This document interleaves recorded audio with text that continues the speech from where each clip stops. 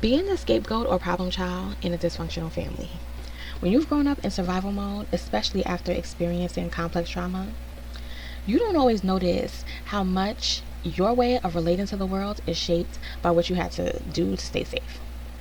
And for a while, those habits might have protected you. But as you get older, you realize they don't work anymore.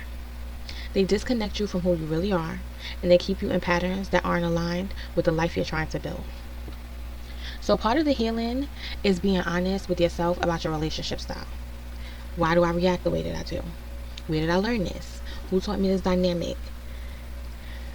We hear the term dysfunctional family a lot, and some people brush it off by saying, well, everyone is dysfunctional. But that word, dysfunctional, doesn't just mean not perfect. It actually means a family is in pain.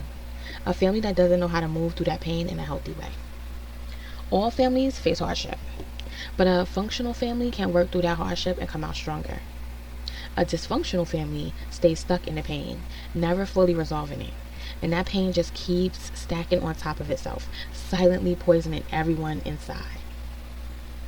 And when a child grows up in that environment, they subconsciously start asking themselves, how can I protect myself from getting hurt again? What can I do to help this family stop hurting? How do I get my needs met in a home that's drowning in unspoken pain? That's where family roles start to form. And if you were labeled the problem child, the rebel, the defiant one, the emotional one, I want you to hear this. You are not the problem. You are the truth teller. The scapegoat is often the only one being honest in a family full of denial. Everyone else might be pretending, putting on masks, avoiding hard conversations, and pretending everything's okay. But the scapegoat, they're the ones saying, no, something's not right here, and I won't pretend. And yes, maybe you acted out. Maybe you yelled, slammed doors, snuck out, or got in trouble. But that rebellion, that was your body's way of saying, I will not accept this dysfunction as normal. I refuse to pretend this house is built on love when it feels like it's built on control, silence, and pain. Rebellion is often a form of resistance. It's not always bad. In the beginning, it can feel actually very healthy. A refusal to stay silent in a home full of secrets. But here's where it gets tricky. That honest rebellion gets punished. Instead of asking why you were acting out, the family makes you the scapegoat. They blame you for the tension, the arguments, even the failing marriages. They say, if only you would behave, everything would be fine. And now, you're not just hurt, you're also being held responsible for the hurt. The family doesn't want to face its own dysfunction, so they pour it all onto you. You carry the weight of everyone else's pain because they won't carry their own. And the sad part is, some parents prefer having a scapegoat. It gives them someone to point the finger out when things fall apart. So instead of getting help or healing, they say, if we didn't have this one difficult child, everything would be perfect. You might have felt like the black sheep, like you didn't belong. And in a way, you didn't. Not because you were broken, but because you refused to live by the family's unspoken rules. Don't feel, don't speak, don't rock the boat, but you rocked it anyway. As you get older, that survival mode can harden you. A lot of scapegoats were deeply sensitive children. Empathetic, intuitive.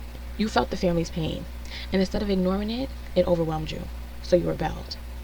But to protect yourself, you started shutting down emotionally. You numbed out. You got tired of feeling everything so deeply. You might even convince yourself you don't care anymore. But that numbness, it was just armor. Underneath it is still that same sensitive, intuitive soul. And eventually, to truly heal, you'll have to let yourself feel again. That's hard, scary, vulnerable, but it's worth it. You might have also chased validation in other ways. By being the bad kid at school, the wild one at parties, the one who always went further than anyone else.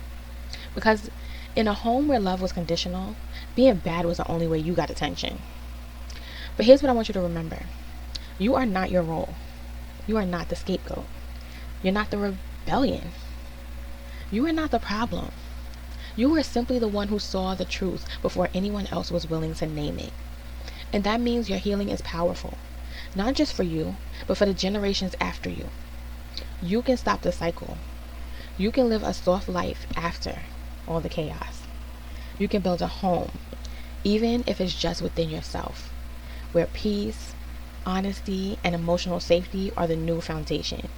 And you don't have to play that role anymore.